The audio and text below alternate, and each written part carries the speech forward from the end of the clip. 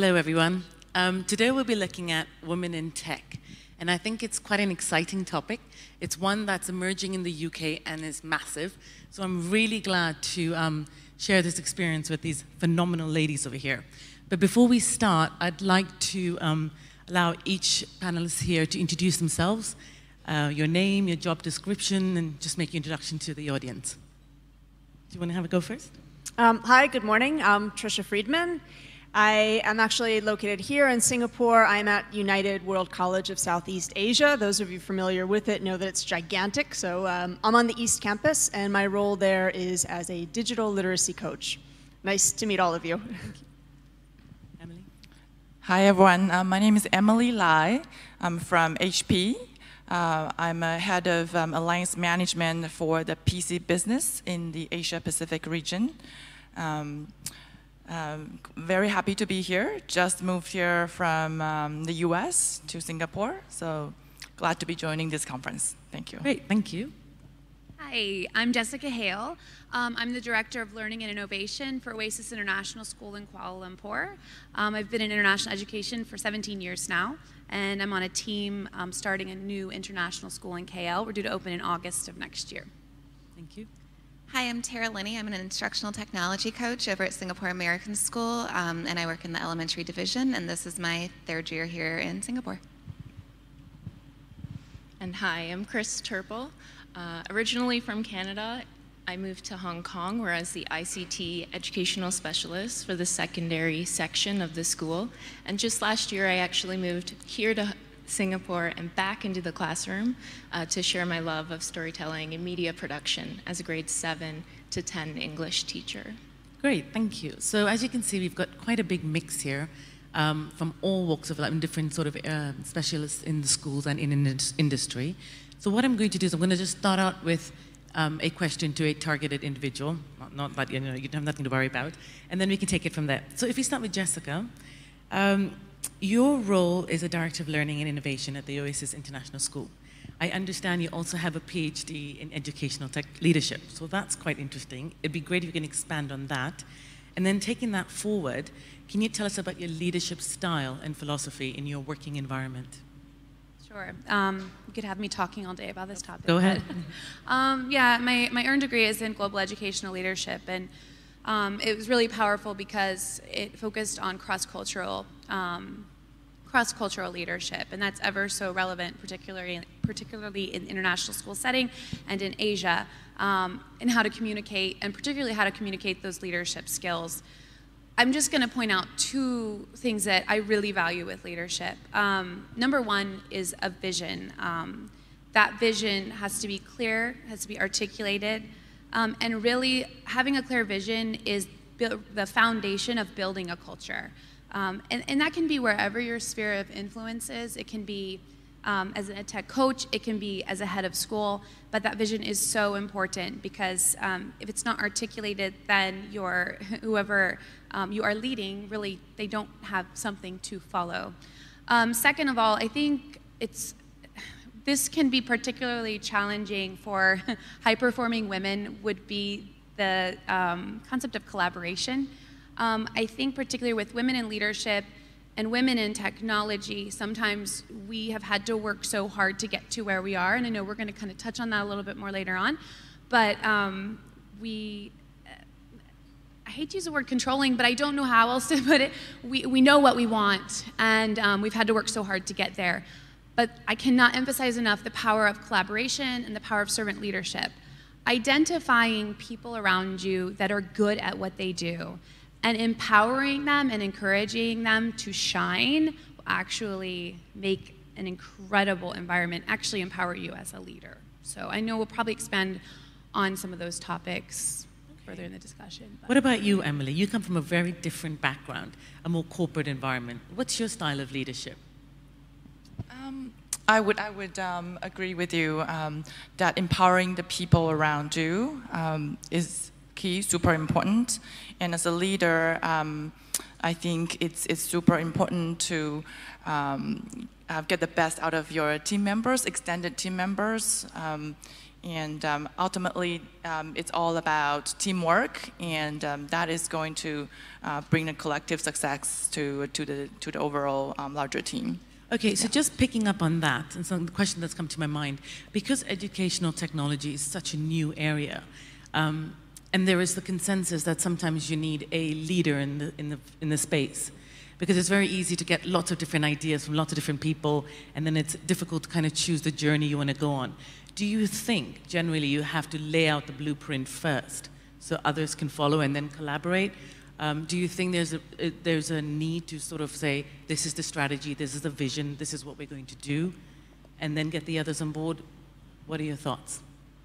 Go ahead. Yeah, so I definitely think, especially in our corporate environment, there's a critical need to have a high-level strategy, objective first, but definitely, as the team discussed, those strategy and priorities may morph into something even more impactful that the first leaders did not think of. Sure.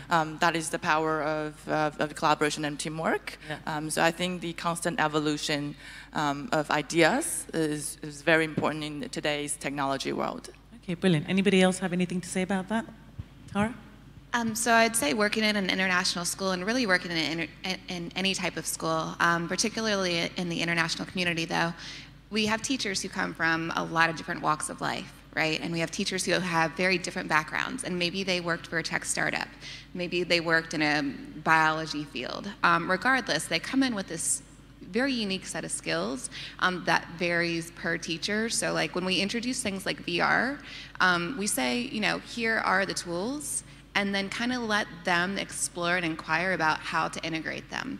Now then, you have some teachers also who need that direction, so we have that as an option, but for those who want to innovate and try things out on their own first, we totally like open up the gate and allow them to do that. Okay, I'm really glad you got the mic, because the next question's for you. Okay. So women in the field of technology, and I don't want to use the word definitely, because I think it's changing, are generally in the minority. So why did you decide to pursue a career in tech? But hold that thought, because I also understand you're a change maker in your school. You really like your coding, and you like those aha moments. So now you can tell us, why did you decide to pursue a career in tech? Okay, so we don't have a lot of time. I'll say my interest in tech started, I had an uncle who inspired me back when I was a kid to try new things, and he had all of the latest tech gadgets, and I thought he was like the coolest person in the world. So he was definitely someone that I looked up to. When it came to working in ed tech in particular, so this is the second or third career depending upon how you define a career. And I used to work in marketing, and I used to work in nonprofit. When I worked in the marketing fields, I was introducing things like BlackBerry Curve, way back in the day when there was a BlackBerry Curve. Go-Go in-flight internet, different technology, things like that. And what I really loved, which also has to do with the aha moments, was working with adult consumers on these different devices and on these different tools, and getting them to see like, whoa, this is so cool. Like I could use this in this way, and wow, that was easy. So going into like why I got into ed tech is I love those aha moments. I love them from the teachers, and I really love them from the students. And the whole aspect of like coding, for example, there is a major gender equity happening in the world of coding in Silicon Valley and just the tech world as a whole, just in terms of girls and women being treated way different from men, right? There's a pay gap, there's an opportunity gap, there's a lot of gaps. So I actually lead a girls coding club at my school to empower the girls in that environment, so that that empowerment then transfers into what they're doing in their classrooms, because it's really important for girls to have examples in the tech industry, not just in the industry, but in our school environments. And if they don't see women in those positions, they're not going to think to aspire to be in that field. And that's a really good point to Patricia. You work in quite a different environment. You said you work with probably the more disadvantaged children, or you've had that experience. How has that led to your journey of working in ed tech? Yes, I think I've been very fortunate in working in a lot of different types of schools, literally schools with zero resources, and then bigger schools with almost too many resources, in that we're trying to juggle how do we make sure that they're in the right hands. And I think what it reminds me is, and your point earlier about, you've got to start with the vision and understanding that everything comes from there, it comes from your mission. And I think wherever you are in the world, whatever the size of school context that you're working in, if you ask the teachers, what is school for? Hopefully they're going to say something like this. School is there to make society better. It's hopefully there to make the world a better place. And so you keep coming back to that. And I think we're getting there with technology. You're talking about VR, and if you're looking at what VR is doing, we now have access to see what does it actually mean to be in a refugee camp and to have that level of empathy. And I think technology is bridging that gap of, can we empower students in new ways to understand that they are here to make society better? Wow, that's pretty impressive, actually. Cris, can I direct this next question at you? So taking that on board with your journey in EdTech, have there been any significant people in your journey along the way that have brought you to a position that you are now? Absolutely. And I think, Tara, you touched on having, was it an uncle in your life with the technology tools, and this idea that Tricia talked about with school being this place and this way to improve our society is part of this question, because I think we need to have those role models for students to look up to. And I think every educator has that one person, that one story that they can sort of pinpoint that inspired them to go into education.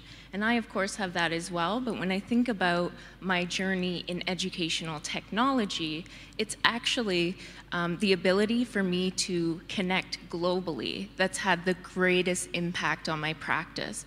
Working in secondary education, I have struggled to find female leadership role models, but through social networking or social media, I've been able to connect with other educators.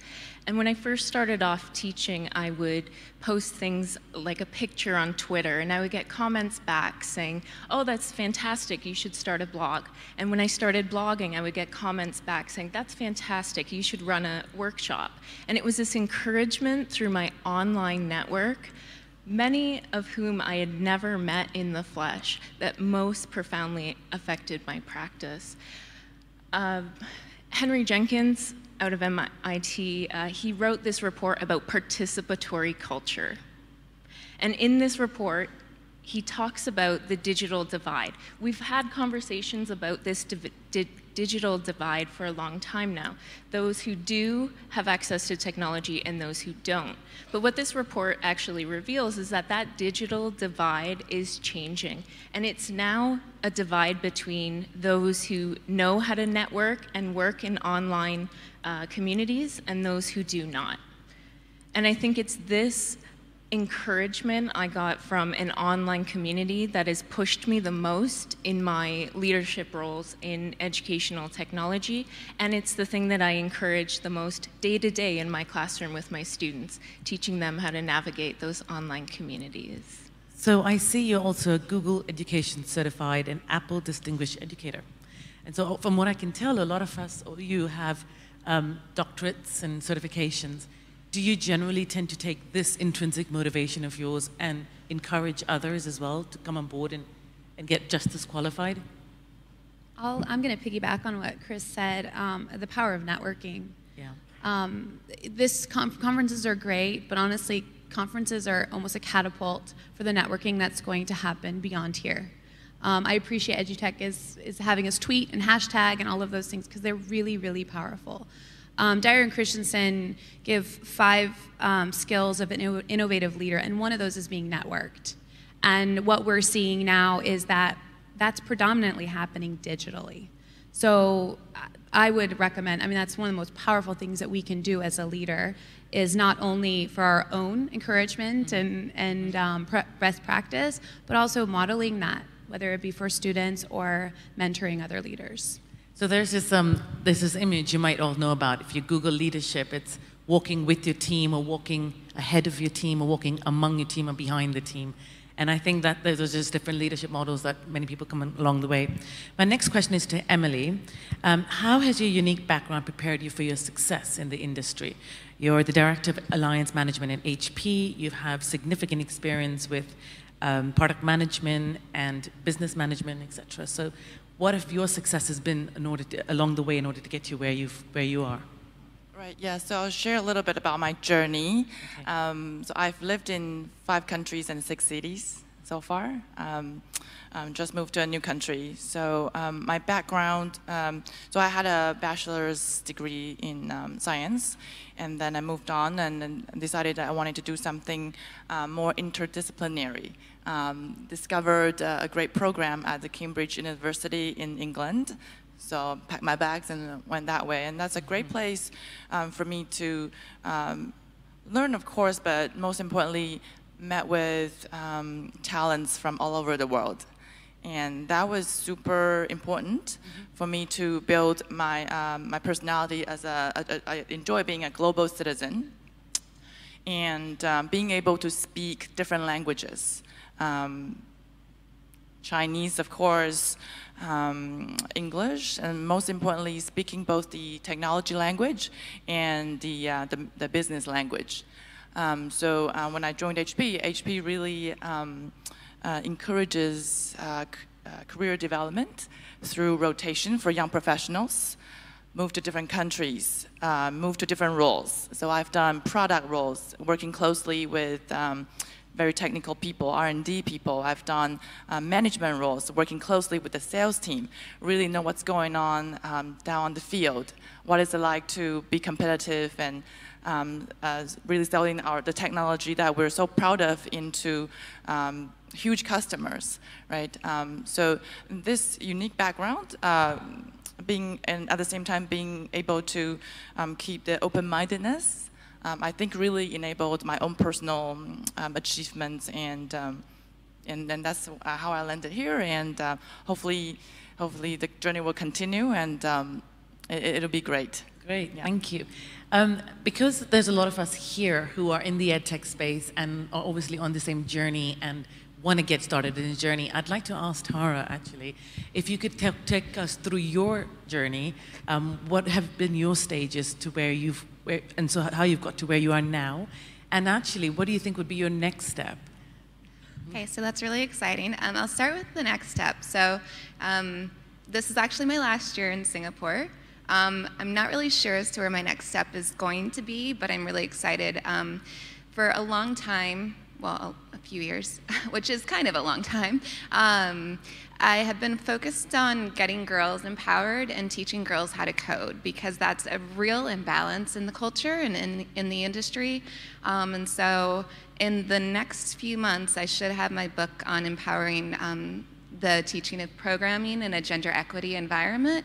And so that's what I see like in the future. Now, in terms of how I got here, we'll just focus on the education part. I'm a Coast Guard brat, and this is my second career. So I started actually in inner city Philadelphia. And has anybody been to Philadelphia? How about the inner city? Okay, so as a first-year teacher, that was really quite the experience. Busiest drug block ever, serial stranglers and things like that. And really dealt with a lot of inner city situations and problems. And then from there, and I was the 3rd grade teacher there, from there, I then moved down to a place called Matthews, North Carolina, and became a tech teacher. Now, I didn't stay in that role because tech is something that I see as being integrated and being more purposeful if it's not just taught in silo. Which then took me to Washington, D.C., where I worked in an all-girls school, and I started off as an EdTech coach. I started off as a tech teacher, and then because the school was new, I went to the CEO and wrote up a 23-page proposal saying, here is why I should not be the tech teacher and I should be something else instead, and she actually accepted it. So one really cool thing is that when you integrate curriculum and standards with the use of technology and you show that to leadership, the aha moments go off and they're like, okay, I can leverage this in a much more beneficial way for all of the like adult and student learners in the community. From DC, I then moved to a small school district just outside of Chicago, Illinois, where I was their first tech coach, and I ran their one-to-one programs for Chromebooks. And then I saw a tweet on October 30th of 2014 from Jay Atwood saying that Singapore American School was hiring, and that is the tweet that got me here to Singapore. It has been really a pretty incredible journey, I would say, in the last like 8+ years. And here in Singapore, so I started at the school as a tech coach who was teaching every single day on a 13-day rotation. I don't really see that as coaching because there's a teaching schedule attached to it, and when you're in a culture where people refer to you as the tech teacher, and those people include the students and the teachers, then it's hard to break that. So we started by changing the language, because if you want to change the culture, you have to change the language. So all the kids, all the teachers call me Coach Linney, and I don't accept tech teacher at all. And that has propelled our movement in elementary school to go forward and to move to a truly integrated tech coaching type of position. So now I've got 2 grade levels where I'm the tech coach and I'm supporting the teachers first, so that that support then trickles down to the students, and our whole elementary school has moved in that direction as well. Okay. So in terms of our girls, do you think there, I'm going to ask a very personal question now. Do you think there is a hype that we don't have enough women in our industry, in the tech industry? Do you think we need to pay importance to it? And if we could, what would you do to help improve it? To bring more females on board and make them leaders? I'll share a short experience. Okay. 2 years ago, I walked into a job alike at a conference in the region, and it was an IT director, because that was my current role. There were 30 men. I was a little bit late, and I was the only woman that walked in that room. So a resounding yes, there is inequality in it. I think what we can do now is be examples. I think programs like Girls in Code, massively important, and discussions like this of bringing awareness, because it's teaching our girls. There's been some type of culture. I'll just share an experience also from my own daughter, who just says, "I'm just not good at it, Mom." So yes. why? Yeah. You know? And just encouraging them and showing them and giving them those role models is a great place to start. Sure. You, Patricia? I'm thinking, we also need to be very aware of where teenagers, where young girls get the messages from, and there's many of us here that are in education, and as much as we would love to say they think about their future in terms of what we tell them, I think the reality is yes, and many of them are looking at media, many of them are looking at the shows that they're watching on TV, the movies that they're going to see, and what roles are women kind of portraying in the media. And I think as often as we can reinforce the right kind of message and less of the stereotypes that it's 2017, it's really time to let go of, I think that's really crucial, because our screens are, it's kind of the teacher behind the teacher for our children, and we need to be really mindful of the kind of media that they're consuming. Okay. Yes, Emily? So I think there's definitely more females or girls. We see a lot of girls doing coding, and all that is great. But in the business world today, at least, I think we need more female leaders. Okay.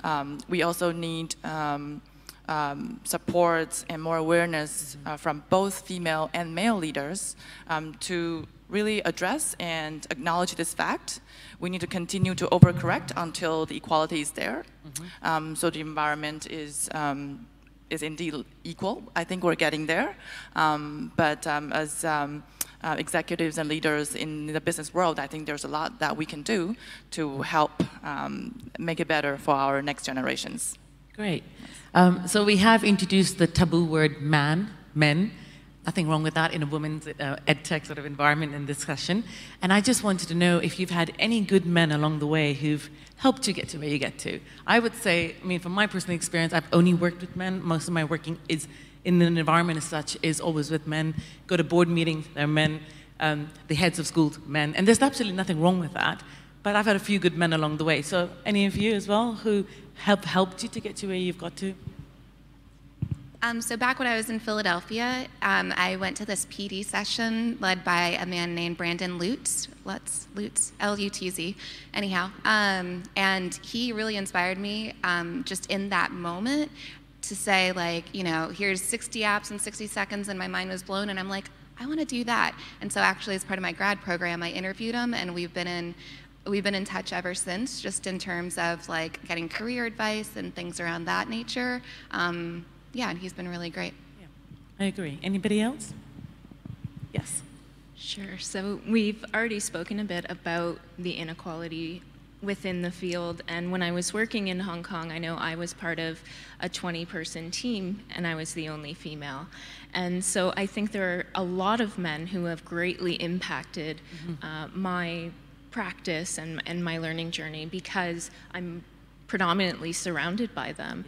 And I think what I've come to learn being in such a field is not to focus so much on it. I do look for female leaders in my global network, but it's almost gender blind in the workplace that if we don't focus on that being, you know, a big part of this issue, it's just my colleagues. And so I've learned from almost every single person I've ever come into contact with in my journey. And so that's been a big learning curve for me, is just maybe also letting go of it a bit and just saying, I'm just gonna keep doing as best I can. Yeah, and I'd like to add that it's, instead of focusing on the men, I completely agree. I think it's really powerful for us to, number one, be strong female leaders, and number two, encourage the women around us to lean in and to step up and to empower them and encourage them. Because I think sometimes there's this tendency that we have to have everything perfect and everything right before we can step up into leadership. And unfortunately, I think our girls are seeing that as well.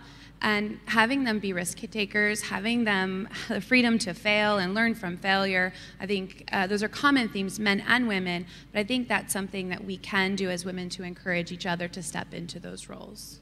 I completely agree as well. If we just look at each other as equal, we just learn off the good qualities from one another. So very last question, given that we have about a minute on the clock, I can't see, but I'm judging from the time on my laptop. I've asked the panelists to think of one distinguishing feature of themselves that make them stand out from the rest of the others and has given them the edge to lead as women in tech. So we'll start with you, Patricia. If you could think of one feature. I know that you can really feel it in the tone of my voice right now, but I would say sense of humor. I think that you need to be able to laugh. I think that you are going to come up against hurdles and waves, and every once in a while you've just got to be human, and when things don't go perfectly, that's been maybe the characteristic that's helped me out the most along my journey, is that I've stopped, I've laughed, and that's kind of the thing that re-energizes me to run up to that hurdle again. Perfect, thank you. I think self-confidence, especially this great piece of advice for young girls, yes. Knowing what you're good at and really believing in yourself is super important. Great, thank you. Ironically, mine is networked because I think my journey has been enriched and encouraged by the people that have been around me, both men and women. So staying networked digitally and physically as well. It's very, very important. Thank you. I'd say mine is resilience. It's just knowing that not everything's going to be perfect 100% of the time, and being able to bounce back in a graceful way so that other people can then model what that resilience and what that iteration looks like. Great. And I guess for me, it's saying yes. Yes to any opportunity, even if I feel self-conscious or that maybe I don't have value to add in a certain field. I've learned so much putting myself into unfamiliar situations, and I think my students see that as well. They see me go and do public sort of workshops or things like that, and they think then maybe they can do it themselves as well. So say yes to any opportunity. Fantastic. Well, thank you so much. Our time is up. I will put it out to the audience if you have any questions out there for the ladies, and then we'll take it from there. Are there any questions? Yes.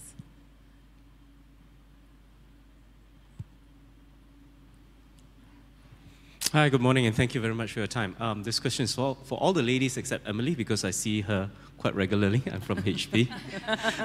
She and I can talk anytime. There are a couple of things that HP does. I'd like to share it with you in terms of how we support women in tech, and then I'll ask for your advice. The first one is we do have a very wide women in network. Women in tech within the company, there are about 4,000 plus employees, and we provide them counseling support and primarily networking. We're also very proud to have a lot of women leaders within our organization. The person who leads my largest and most complex part of my business is a lady who I die for. I mean, she's a very precious part of the organization. And every year we reach out to schools to teach an hour of code for girls' schools. Now my question is this, we think that we are doing a lot, but I don't believe that we are doing enough. I'm asking educators here today, what more can corporate do to promote women in tech? Can I get your advice, please?